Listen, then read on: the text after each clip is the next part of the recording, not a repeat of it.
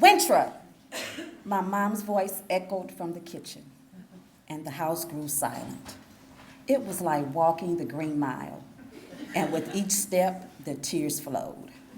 My dad grabbed his hat and headed to his favorite neighborhood bar, the Harlem Tap Room, as my sisters disappeared slowly, one by one by one, only to leave the unlucky soul whose day it was to clean the kitchen after dinner.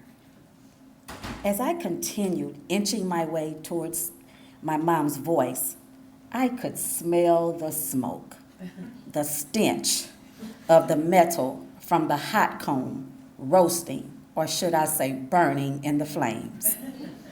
Why me? At what point in my 6 short years of life had it been decided that my hair, no matter how coiled and dusty it appeared, wasn't good enough the way God intended it to be? Who, or should I say what, evil adult thought that a metal comb placed in a roaring fire was the best thing for me? Well, eventually, I made my way down the mile to the chair, you know, the floral-covered shoeshine box, which may as well had straps to hold me down. However, the only straps were my mother's slender legs preparing to wrap around my body and her eyes glaring, daring me to move. Once positioned in the chair, I planted one foot in the ready position in anticipation of the torture that awaited me. Then the process began.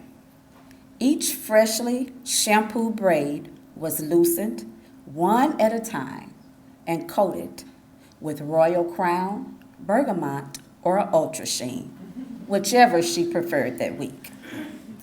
Then it happened. The glowing, burning, fiery piece of hell was removed from the flames and made its way towards my head and landed in my hair. I will always remember that sound, the sound of sizzling hair that resembled the fish frying in hot grease. That sound transmitted chills through my body and propelled blood-curdling screams from my mouth that sent my sister running for the hills and signaled the neighborhood that it was hair-pressing day at the Haynes house. This process was repeated until each braid had been removed, greased, and pressed until it was considered bone straight. But wait, remember, it's not over till the fat lady sings. And she wasn't ready to quit yet. My mom hadn't touched those edges, and of course, the kitchen, and not the one my sister was cleaning. But you know, that fine hair along the nape of the neck, that once straightened, gave your hair that showroom polish look. That was the part that if you moved, you would definitely be left with battle scars. As my mother's tentacles slowly wrapped around my body, I squirmed, ducked, and screamed again before she ever removed the contraption of fiery hell from the flames. And finally, after several attempts and a little scorched skin, my kitchen was complete. Now, you would think that after all of that, this torture would be over. But oh no, she wasn't finished yet. She hadn't straightened the tight coils behind my ears. So with sweat rolling down her brow and a stern voice, she commanded me to place the lids from the hair grease jars over my ears so she could straighten the coils. And you know the story. The screaming commenced till finally the torture was over. The fat lady had finished singing, and so had I.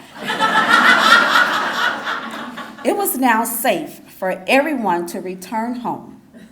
So just as they all disappeared, they all returned, only to find me, the quiet, timid 6-year-old girl, sitting pretty and smiling as if nothing ever happened.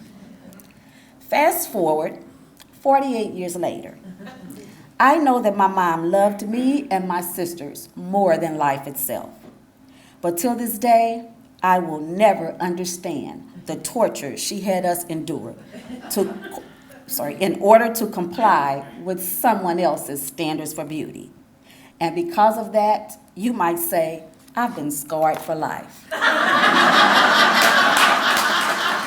Now, as a mother of a beautiful daughter and granddaughter, I'm excited to see how each of them will embark on their own natural hair journey, whatever that should be. And when I tell them it's time to straighten the kitchen, they don't run and hide from the fear of a hot burning comb. They just know that it's time to empty the dishwasher. Now, what's wrong with this picture? You were probably expecting me to have an afro, some dreadlocks, or something.